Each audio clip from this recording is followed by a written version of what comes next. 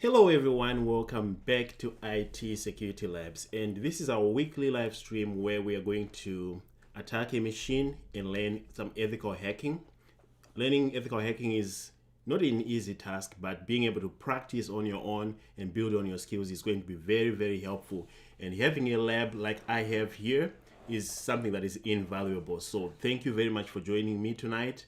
We are going to be attacking a machine and learning our red team skills, and also we'll be detecting in Security Onion, be able to see what the good guys see, at the same time learn how to be an attacker or an ethical hacker in this case.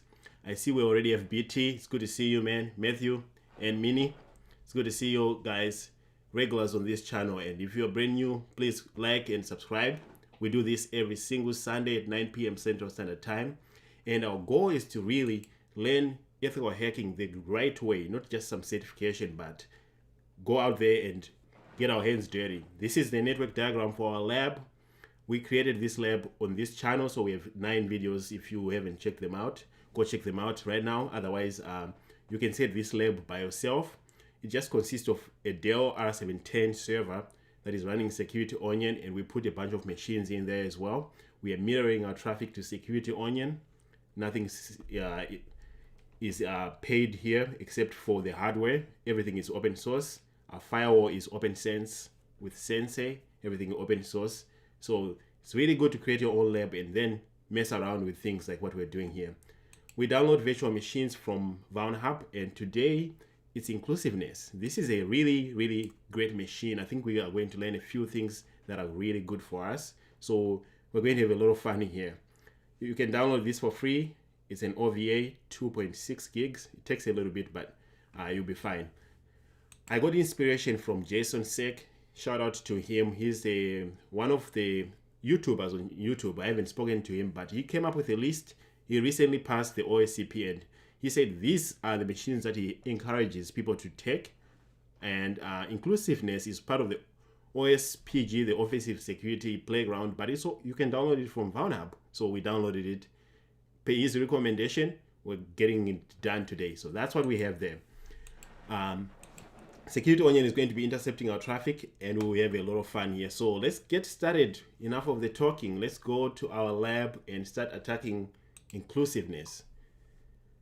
All right, first thing first, I have a Windows domain controller. You need to set up Windows because everybody uses Windows. If you're going to be a pen tester, you're going to be using Windows. So set up your own Windows domain controller. In this case, we got a DHCP IP address 192.168.30.29 for inclusiveness. So we're going to be attacking that IP. No need for net discover. And I'm running this machine in VirtualBox. And this VirtualBox machine is connected to the whole network. That's where I'm mirroring the traffic. So first thing first, let's ping that machine. 38.29. Can we get there? We don't want to attack something that is not even responding to ping. Or if it wasn't responding to ping, we use -pn in our nmap. But in this case, we are getting pings. So let's get started here. Nmap -sv -sc 192.168.38.29. What are we doing with nmap? We're scanning, in this case, the top 1000 ports. And we are trying to find out any service versions of any services that we find, and that's what we're doing here. So we're going to run the default top 1000 ports. After this, we will want to run all ports with -p --, but for now we're just running TCP top 1000 ports, no UDP ports yet. And as you can see here, we have quite an attack surface. So this is what's running on our system. FTP version 3. I don't know anything about FTP versions. I'm but this looks like a newer version, but that's what I'm always curious. Anonymous is allowed. That is always a game changer for us. If anonymous is allowed, we can go in there and upload things, read things. So this is good news for us. Port 22 is also open. Port 80, which is also open. So we have the normal ports. This is really good for us for enumeration purposes. So we can fire up enum, lean enum, but let's bust some directories while we poke with the site first. Let's go to a new tab. Actually, let's use this one here. Let's fuzz the website on port 80. Let's go to my enumeration here. Which one should we use? Let's just use GoBuster here on port 80. We just try and find out, okay, what do we have there? I'm not going to even use big.txt this time. I'm going to use the medium.txt. So GoBuster will go to our website, brute force some directories for us, and try to see if there's any interesting directories using a word list. In this case, it's medium.txt. This is going to get caught by our security onion. We already know this because we do this every week. So 38.29. So here's what we do. GoBuster will go to a website, look for common directories using a word list. So it's pretty much brute forcing. It's sending every single word and say, hey, do you have this as part of your directory? No, move on to the next one. So that's what we're doing here. We'll let this one run. I like to run my GoBuster, then go to the site. In this case, I'm going to use Chrome, and then I'm going to port 80, 192.168. It's not 193. All right, there we go. Oh no, we got ourselves a default Apache page. At least we know it's running Apache, and we're on a default page. So here we can try a few things, but our results are going to be really come from GoBuster. Is GoBuster going to find anything for us here? Anything useful? We'll try to find out about that in a second here. But so far, it's just a default Apache page. It's not even worth looking at the source page at this time. So since GoBuster is going, let's go let this one run. Being able to multitask is going to be important for us here. Let's let GoBuster run. Let's go to port 21. Let's check what's in here. Since anonymous login is enabled, let's check it out.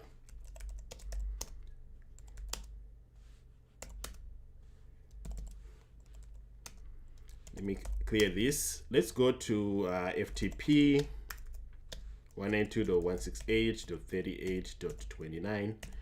FTP, our traffic is not going to be encrypted. Everything that we're doing here is going to be in plain text. So it's going to be easy for us when we go to Security Onion during our incident response to see everything that we're doing here, because it's all going to be in plain text.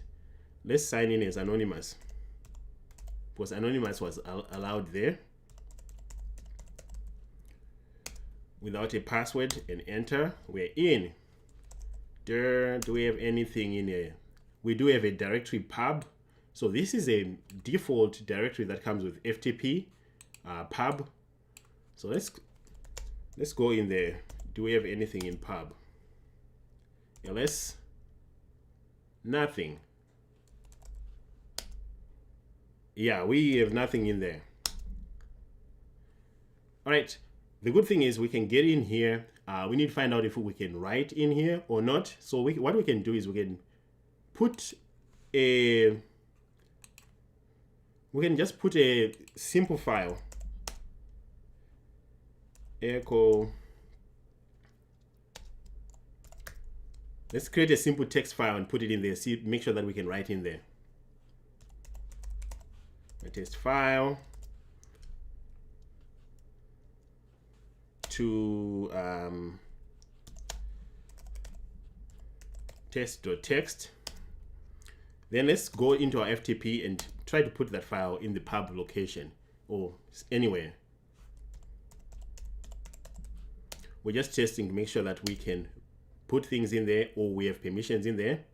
We should cd to pub because we already know. Put test.txt. I think that's what I named it. All right, we can write into our FTP. That's really good information to know. Since we can write things in here, we can see if we can abuse that ability. Let's check our scan since it was going. So our GoBuster is done. We used the medium.txt and this is what we found. If we don't find anything interesting here, we would have to up this directory here by using a big.txt. Or if we had a company website, we would have made our own word list to look for specific directories just in case they made their own custom ones. But right now we have a /manual, nothing interesting. All these look pretty much standard. So it doesn't look like our site is giving us much. But let's check our robots. It's always best practice to look in there. All right, so robots this time, usually robots has a bunch of stuff that website engineers or whoever creates a site, they put specific locations on their website that tells engines not to index them. So they tell Google that, hey, do not index these, instead just skip them. That's what we use these robots.txt for. This even, it's not even robots.txt, it's robots-text, which is interesting. All right, so that's what we use usually this file for, but this time it's actually complaining that I'm not search engine, meaning this robots.txt is looking for a search engine to be reading it, not a human being to be reading it. So how do we read this file as a search engine? Two things that we can do. You can use a plugin called this one here. You can use this plugin in Chrome to switch to become a robot. Let me see if I can switch. You can switch. Right now I'm using Chrome. You can spoof pretty much any browser that you want here, and using this plugin you can switch to become a robot. But the easiest one that I've seen is the one that you use in Chrome.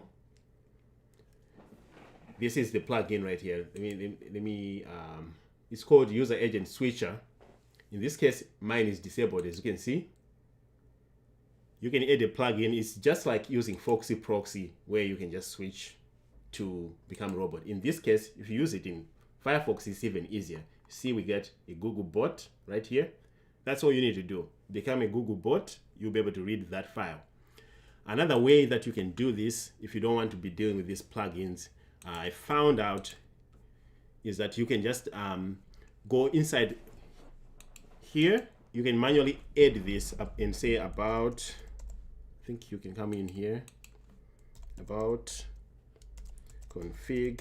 This is a really wonderful tool to have. You say about config, you can tell Firefox that you want to create your own robot. In this case, let's search for user agent. All right, I already did this, but what you can do is you can right click here and create a new string. You can name it something like, in this case, I named my general user agent override. I did it a couple of times and give it a string Google bot.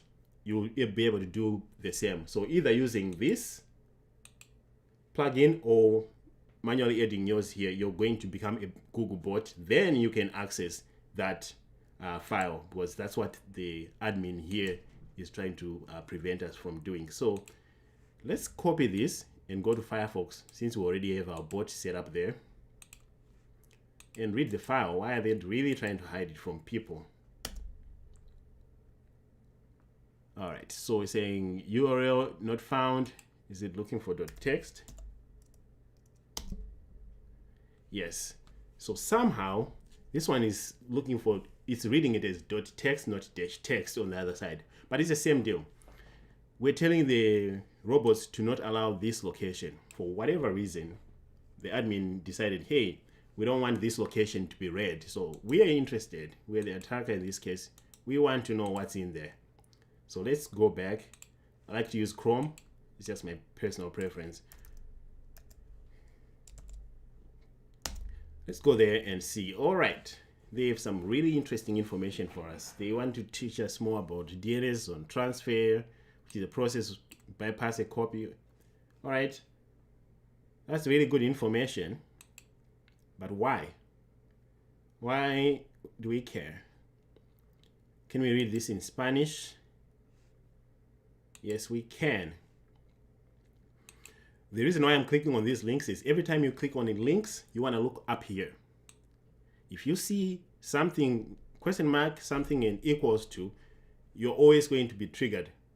Local file inclusion or remote file inclusion, depending on which one. So every single time I see an equal sign in a URL after a question mark, that's what I check. I check one file /etc/pass wd. If I can read this file, this thing is vulnerable to local file inclusion. This is one of the OWASP top 10 vulnerabilities. Super simple.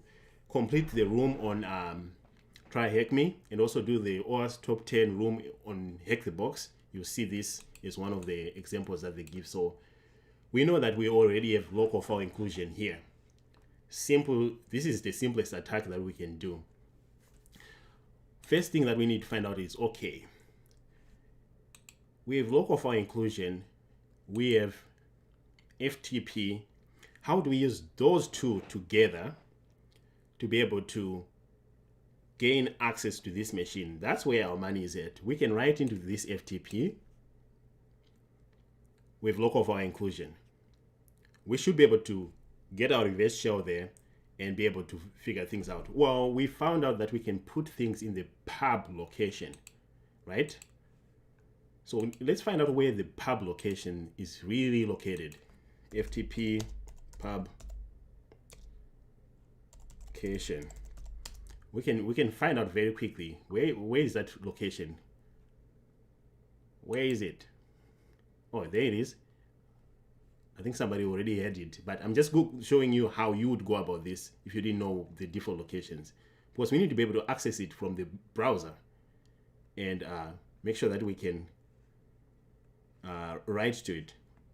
So where was that? Somebody had it in the Google here, var FTP pub. So let's go check it out. If that is true, we should see our test file that we put in there.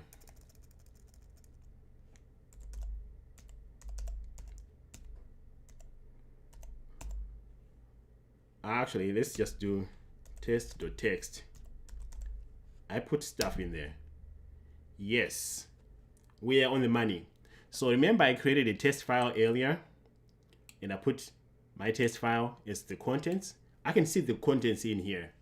So this is a done deal right now. This might be the easiest attack that we've done using this local file inclusion. Now we need to gain access to the system. We need to at least have terminal access to the system. Using this, we are already on the money. Let's go back here. I'll show you something that I do. So right here on my home directory of the root user, I have the PHP reverse shell from Pentest Monkey. I use this every single time. That's my go-to. And I named it sh.php.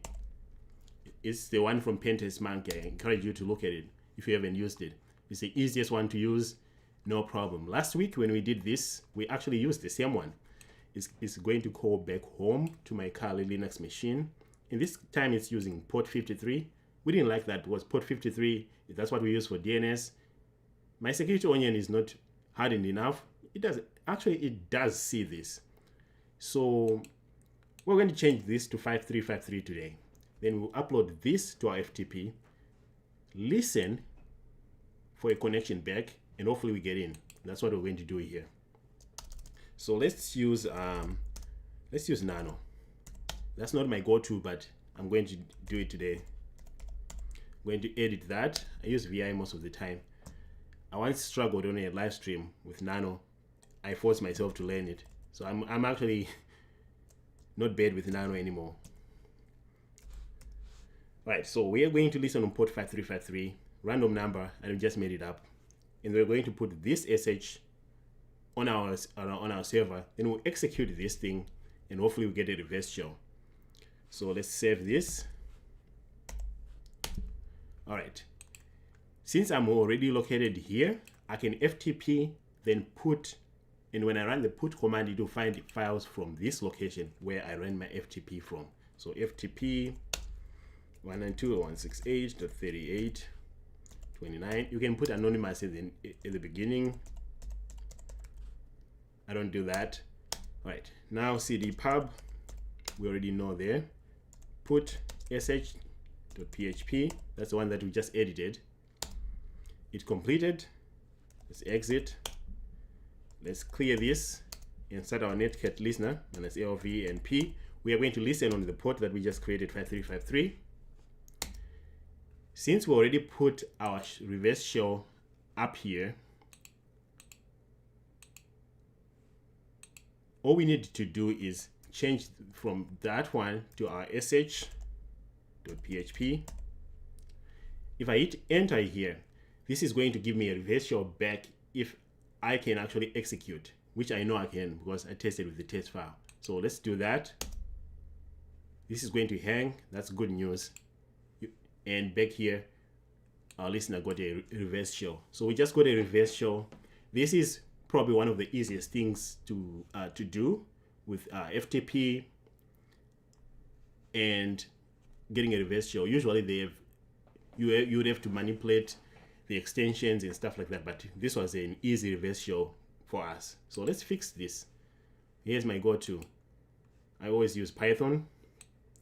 As you can see, I also have Python 3 ready to copy. Then I use export term to allow me to clear and do the fun stuff in the terminal. So let's fix this because I hate limited shells. I can't survive without my ability to clear the screen, as you can see. So let's fix that. Now we have a functional and I can run my clear command. Okay, first things first, right? Sudo -l. Do I have any sudo privileges? No, we don't.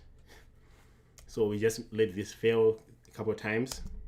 So we run this sudo -l to see if my user www data has any sudo privileges. Sometimes people, for whatever reason, will give us sudo privileges. We don't in this case. That's not a problem. ls-la to see what's going on here. Do I have any interesting files? We have that port 80 Apache that is running, so we can look for those configuration files later. So far I don't see anything interesting. cd/home. All right, I'm just going home to see if I have any other users. In this case, I have Tom. Can I get into Tom's directory? This is just manual enumeration now. We're just trying to figure out. Oh, interesting. Root shell. We want to become root right now. So what are you doing, Tom, with root shell? And here's an uncompiled root shell. We'll find out what that is doing here. Let's see if there are any hidden files. Not even bash history. All right, that's fine. We found something interesting here. This and that. Let's read the uncompiled one because I'm assuming this is the compiled version of whatever this is. So let's cat that. I'm just doing manual enumeration. I'm desperate to get to root here. So I really want to make sure that I get there. Okay. Here's a simple script. It's printing, checking if you are Tom. Somehow we need to be Tom. File, it's using who am I. We like that. And then it will print back to who we are here. And if we are Tom, it will grant us access. So the first thing that comes to mind is, do I have SUID set on this thing? If it does have SUID set, then we can actually exploit who am I that is running here. Since it's running who am I, we can exploit that. But let's run it and see what let's see it in action.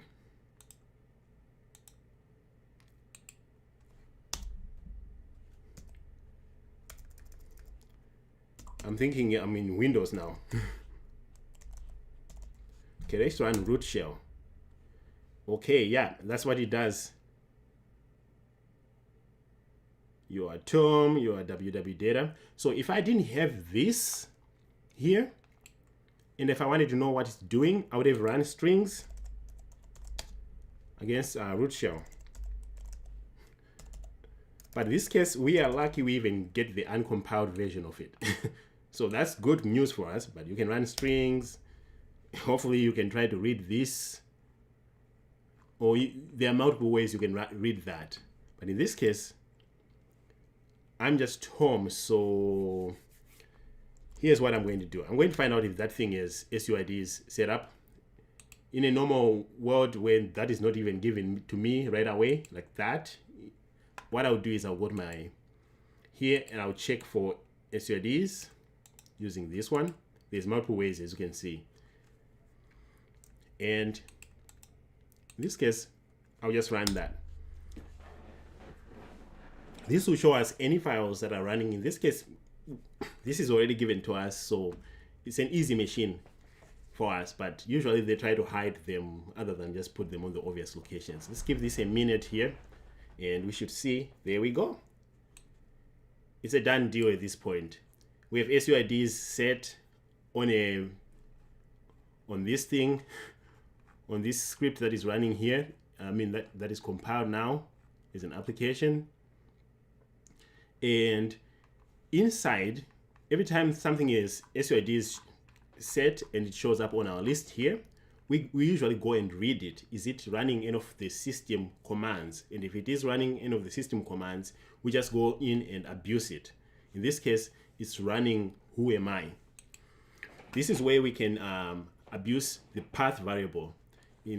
If we do echo path, the system path here, this is how Linux does things, right?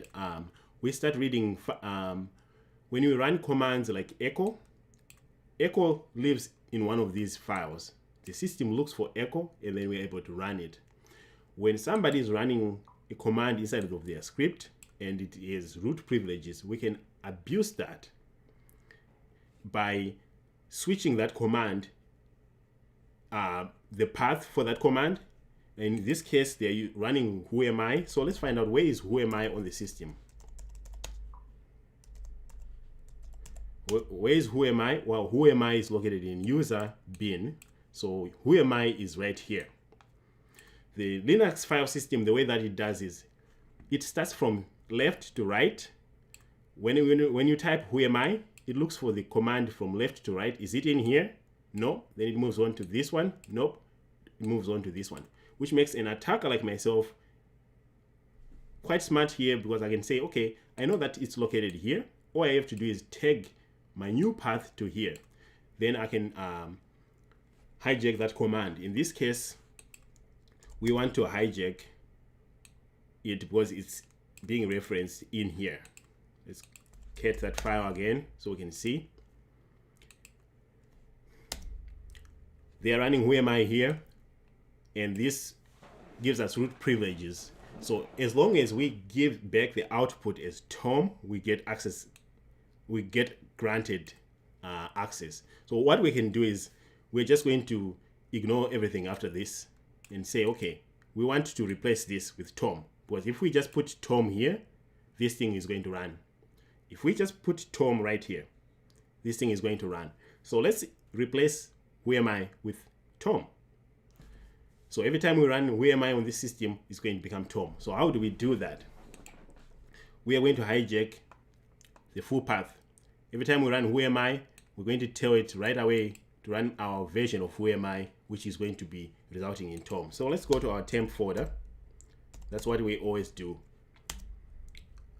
Let's see here. I got nothing in my temp folder. It's clear. In here, this is where I'm going to create my command called who am I, but I'm going to use echo because this is unstable. In this case, I'm going to tell it to actually, yeah, they were using printf, so let's just do the same thing. I'm going to tell it to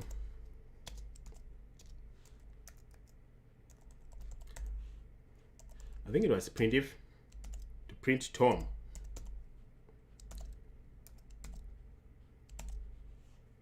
This, I'm going to say, okay, it's going to print Tom in place of who am I. And then we can say, who am I? Okay, let's get who am I? All right, so now that we did that, our script is going to read that and say, okay, we are now Tom. Let's now tell the system path. Remember we said echo $sign path, and we found out this is the path. We want to tag the temp location to be first, so that when you run any commands, we check in the temp first, then we check the rest of the system. So in this case, let's just do, but before I do that, I always forget this. I did that last time. Let's make sure that this thing is executable. All right, let's give everybody. We don't care, we're just attacking this. If it's not executable, it will not work, of course, because the system is going to be looking for that. All right, now let's go ahead and make sure that everything is going to run. And in this case, let me see. Let's echo path. We're now redefining what path is from this to our new one. No, we don't echo path. We actually export path. I think we can say search from temp.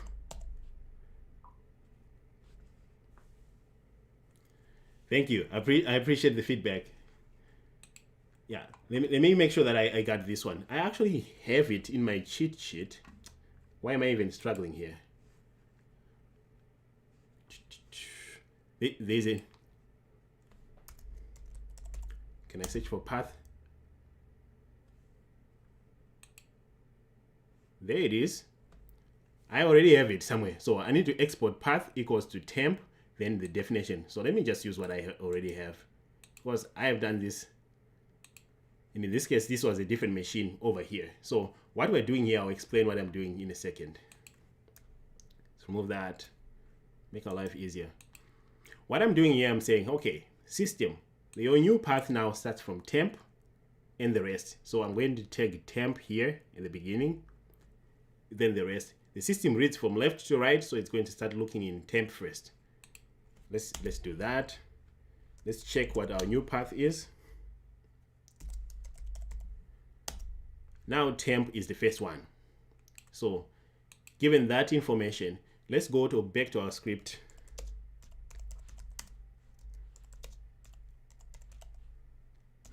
Let's go to Tom's home. Let's rerun this.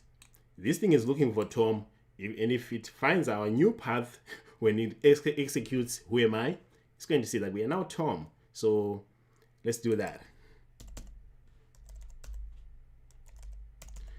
And since it is SUID set, we should become root here in a second. Checking if you're Tom. Oh, wait a second. I'm okay. I made a mistake. Let's go back to my temp folder.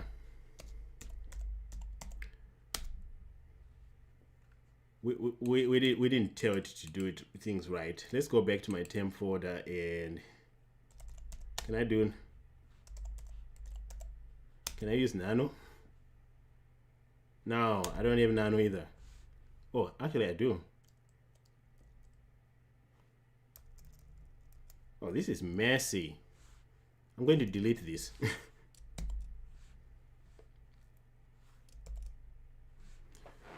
All right, that became messy very quickly. Let me re-execute that so we can actually come back. And the easiest way to do that is to rerun this. Should be able to quickly come back here near sh.php. All right. Now I'm back in here. I just need to fix, I don't need to clear everything.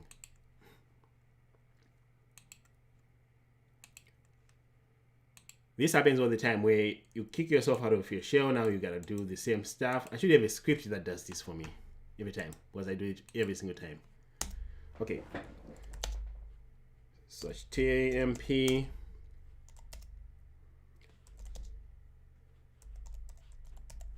I'm going to remove who am I. Make sure that things actually work. Then let me see, where did I mess my things up here?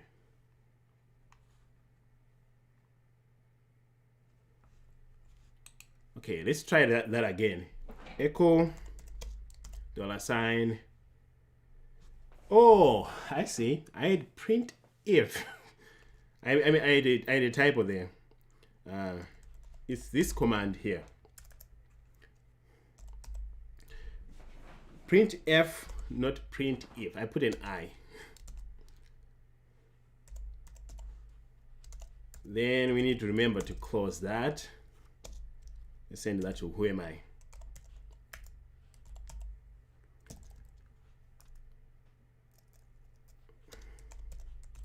All right. Now that we have our who am I, let's remember chmod 777. Who am I? Let's echo our path, make sure that we still are there. Nope. So since I just came back, the biggest takeaway here is that when you do the path the way I'm doing here, the path does not persist across sessions. So you need to do it again. So let's echo our path very quickly. Since I have my notes, why we even bother? Let's do it again. I'm just going to do that because I want to save you from watching me type. Okay. Now let's find out if we actually tagged. I know we did, but hey, what did we just do here? We are hijacking the system path. So when we look for the command who am I, we'll find the one that we put in here instead of the one that leaves, was it user bin right here. Okay. Now let's go back to Tom's home.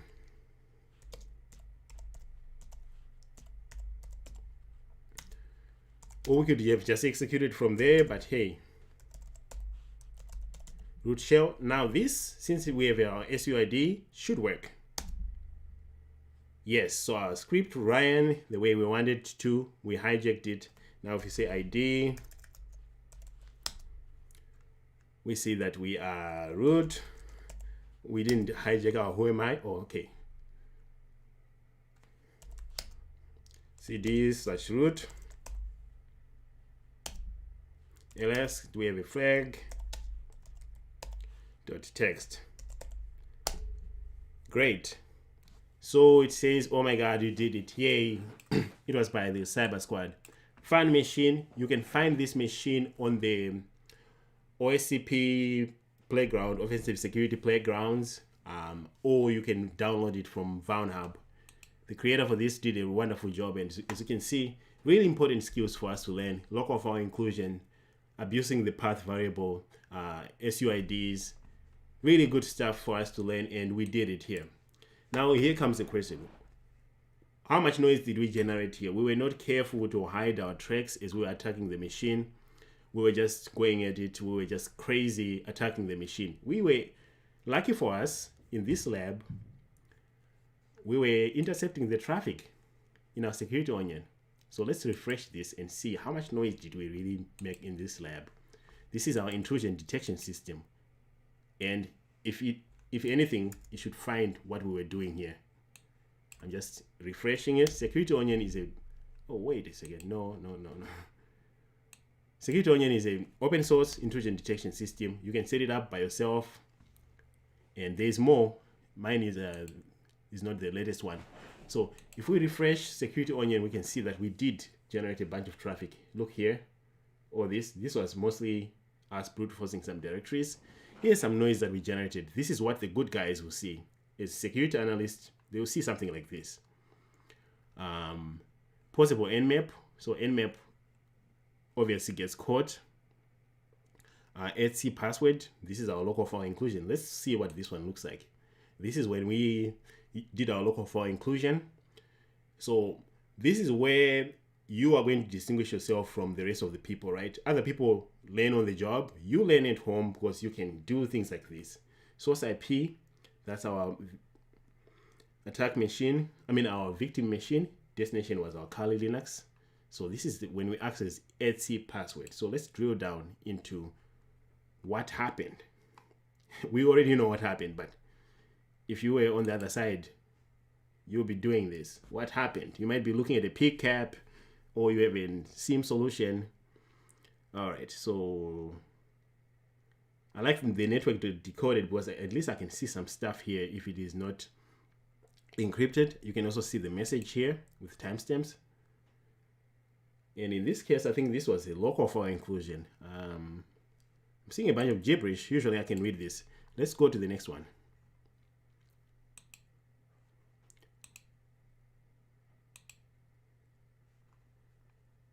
All right. We got a 200, so this was successful. It's the same deal here. Same attack traffic that we did. We can also see the rule that fired, possible etc password via HTTP, so local file inclusion. We did that. So yeah, this was one of them. We have more. Let's look at a different interface. This has become my favorite recently as I get to know it. It gives us all the alerts in one place. Same interface, security onion intrusion detection system. Here it sorts them by count, which is really good. But as you can see, we have nmap was called by name. Nothing interesting there. I like to look at potential SSH scan. Most of this is from nmap. This one is high. So let me drill down on this one. What did we see? We can say drill down. We'll see the same information as if we were in Kibana. We can expand here. Thanks, Jennifer, for the super chat. Appreciate it, man. All right. We can see that here's more data, network ID, who was doing all this stuff, GoBuster. So this is us brute forcing directories. The only biggest takeaway is if you're on a pen test or if you're hired by a company to do this, maybe don't run GoBuster like I'm doing here, because as you can see, this is GoBuster just brute forcing directories over and over again. I mean, look at this. We're brute forcing, trying multiple different words. So that's what GoBuster looks like in Security Onion. So let's go back. We can use the hunt interface here to literally hunt for it. I need to learn more about this as well, but we can use this hunt interface to see more stuff, to really find out what did we do, how were things going, and we can see our attack traffic here. Let me remove the filters. I'm just going to try to find the one when we got our reverse shell from PHP, because I always find that one to be more interesting. Maybe I can find it from here.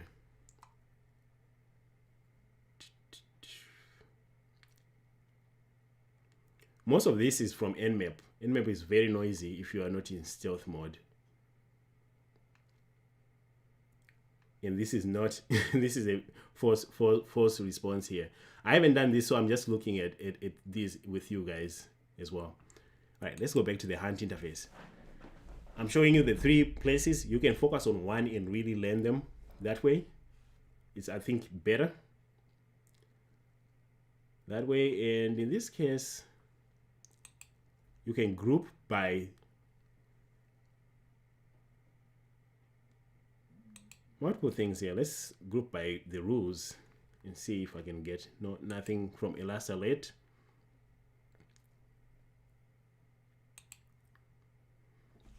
If you are interested in learning about Kibana, I have a bunch of videos on this channel where I'm spending more time deploying things with Kibana and Elasticsearch. That is a really worthy platform to spend time looking at it. My grouping by here is messed up, so let me go to what I'm familiar with. Let's remove this and that. Let's refresh this. You can sort here by time as well, but we don't have that many logs here, so we can see what we have here. All right, one more thing to check for before we call this quits. Dun, dun, dun.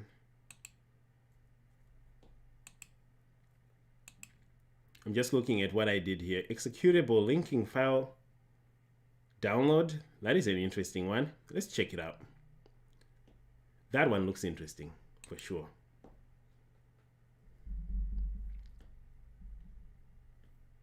So when I click on that plus sign, it filters by that event. So I don't even need to search anything here. Source IP was this one, destination to my Kali Linux on port 53. This is a reverse shell that I did when I did this earlier. So this is a good demo too.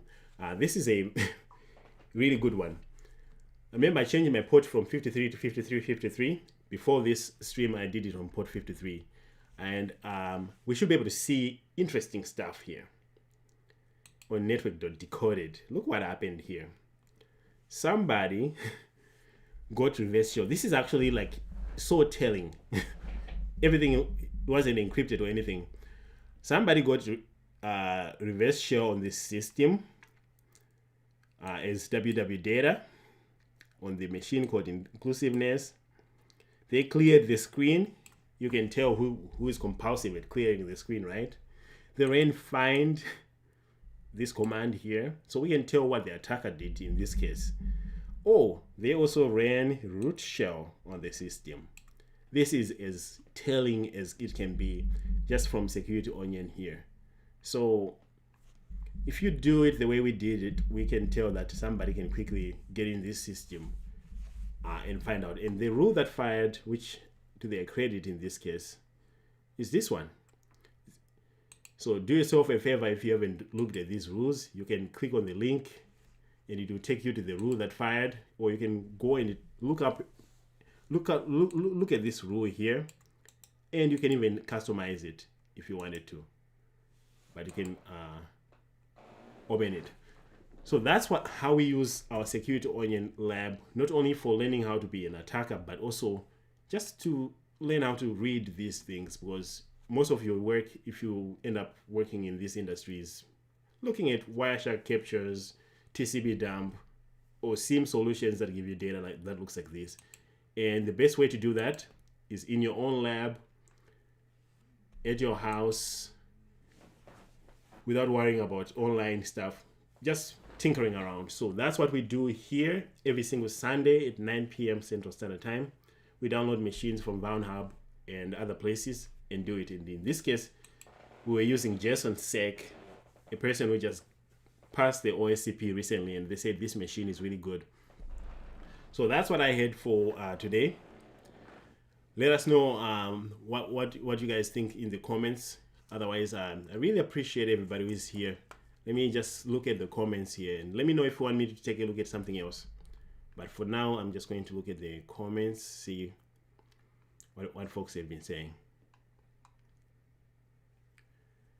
Oh, thanks for the feedback. I don't know how to say your name, but I appreciate it, man.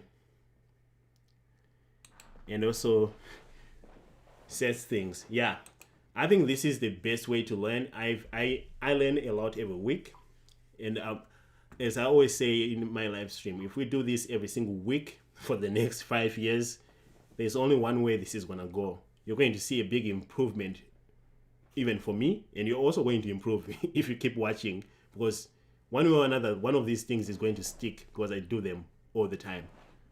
So yeah, thank you very much for being here and joining my live stream. I appreciate everybody who's here. Curious if people have set up their own labs. This lab is super simple to set up. I'll be moving my lab up in my house upstairs. I now have 3 Dell R710 servers, and those servers are actually doing great. I don't run them all at the same time. I run one at a time, but they're running VMware ESXi.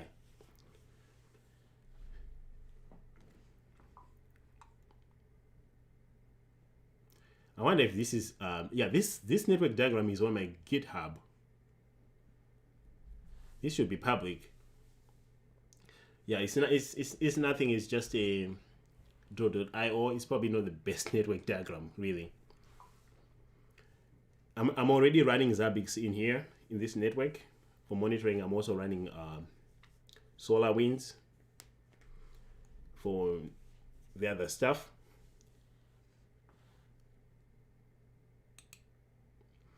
I haven't been putting a lot of time recently. I'm very busy with work right now, So I've not been putting a lot. Last week I didn't even attack a single machine, but usually I go and attack one machine at a time.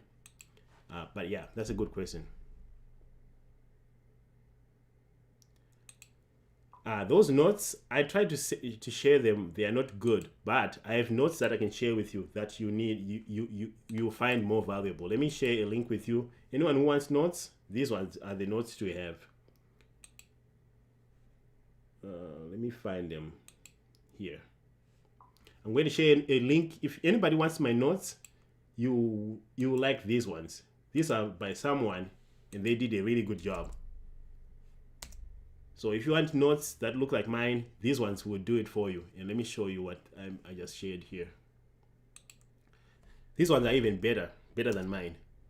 The best way to do with notes is write your own. So use these as a template.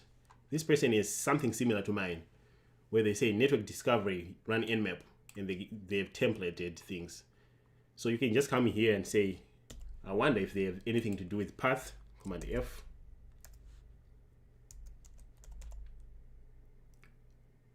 Incorrect permissions in services. Oh, okay, let's see if they have something to do with path.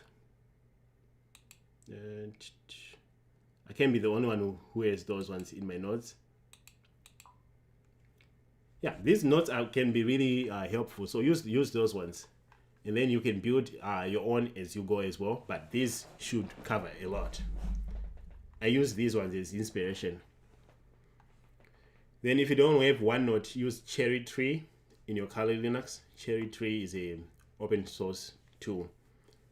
I mean, note-taking tool that acts exactly like OneNote if you don't have a license for it. I really like it.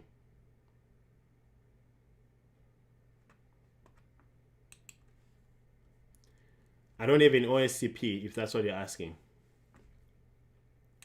I don't have the OSCP yet. I've been postponing it and running away from it, thinking about it a lot.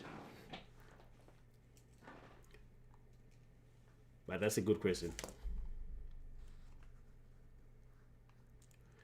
Mike, you want a GitHub link? Let me find it for you.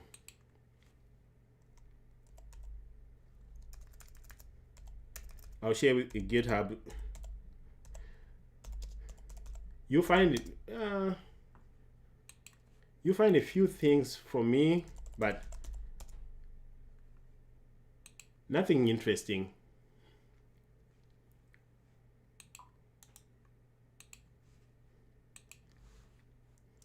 I should put more stuff there.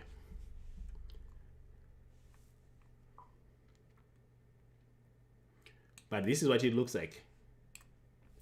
What you want to be looking at, interesting stuff here. I have some an Ansible playbook, but I've also forked other people's stuff here. I even have these notes from somebody that I really like. This is how it started. There's a lot of people's notes out there. If you end up using somebody's notes, they can be very confusing. So the best way to do is start using theirs. As you use theirs, build your own. Then you kind of know mentally where your things are. Then you just go and use that. Yeah, that is the best one.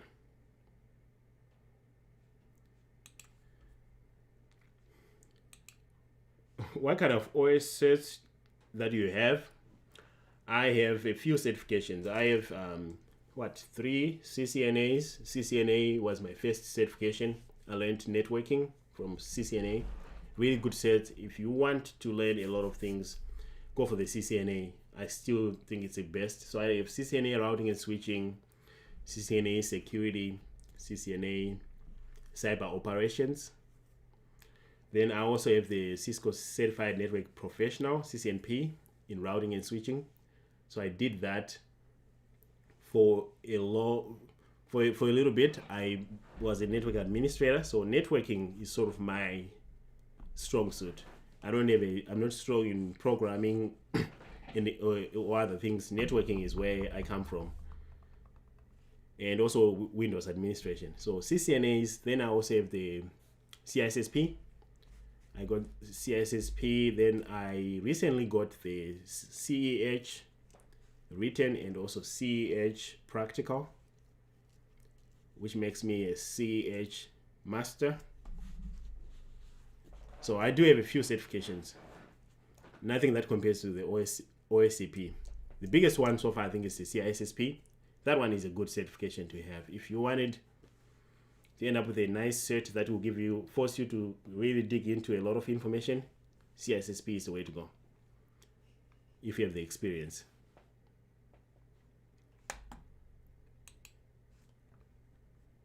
Awesome. Great question. And so just to recap here, today we learned a few things, right? Local file inclusions, which we did. Then we also did SUIDs, and we abused the path variable in Linux to become root. That is to be one of the easiest ways to become root.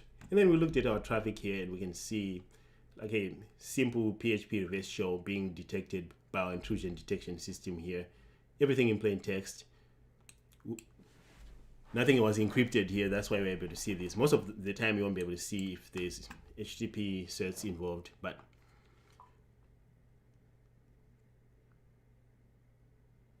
Samit says, do I want to make a move to red team after OSCP? Yeah, we'll see what happens. Yeah, right now I'll work on a sort of blue team type of stuff. Ideally, red team is good. I think that everyone who ends up whether on the blue team or red team need to know a little bit of each. Not to be an expert on red team stuff, but you just need to know how attackers are doing things. That way you can create better rules to detect. You need to be able to also test 0 days. If somebody says SolarWinds was hacked, you need to be able to quickly jump out there, grab the proof of concept and put it in your lab and figure out what happened and analyze the behavior and hopefully create your own detection rules in-house. So yeah, I might consider the red team side of things. That's of interest right now. That's a really good one. All right, so thank you all for being here. If you haven't, please like, subscribe, maybe share this channel with those people that you think might benefit from it. If you join us later, go ahead and watch. I think it's worth your time to see how we did things here. It was fun machine. We will definitely be doing this every single Sunday at 9 p.m. Central Standard Time. So don't miss. Let's save some time here. Every Sunday for the next several years, we'll be doing this. So I hope to see you next week. So thank you very much for being here. Appreciate it.